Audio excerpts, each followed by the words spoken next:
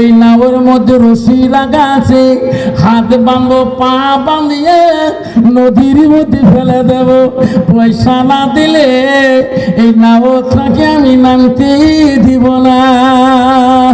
আল্লাহ বলেন, যখন সামনে খারাপ বাক্য ব্যবহার করলেন, নদীর যত প্রাণী মাছ আছে আল্লাহর কাছে কাঁদলে, আল্লাহ এই মাঝি চিনতে পারে নাই তোর অলিকে, আমরা নদীর মাছ চিনি পাচ্ছি, তোমার অলি নামের মধ্যে আছে, আমরা বড় খুশি। সব মাছের মুখে টাকা দিনা নিয়ে হামেলি রইল। সুবহানাল্লাহ। নাওয়ের চতুর্দিকে সব মাছের মুখে দিনার, সব মাছের মুখে পয়সা। আল্লাহর আলী মালিক বিন দিনার নাম ওই জন্য হলো।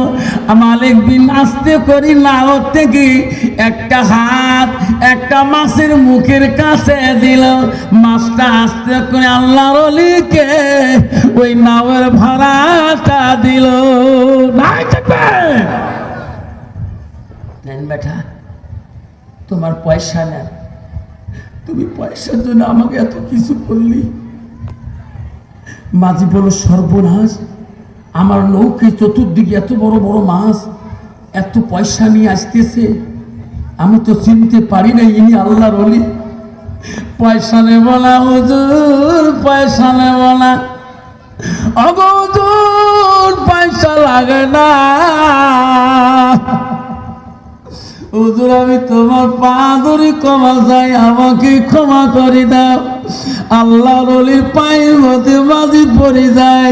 মাঝি রে, ওই মাঝিকে মাপ দিয়া নাও থাকি মালিক বিন ঝাঁপ মারলেন পানির মধ্যে। মালিক বিন দিনের রহমাতুল্লাহ আগে আগে উপর দিয়ে যায়।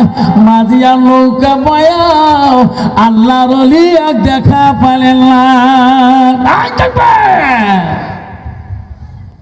গেল কোথায় হুজুর, গেল কোথায়? এত গভীর পানিতে আমি দেখলাম, আর তো হুজুর নজর পড়ছে না।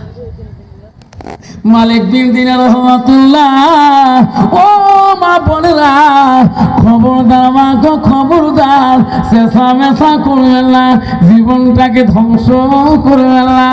মারে, ওই অলির মতন তোমারও পেটে মায়া কোনো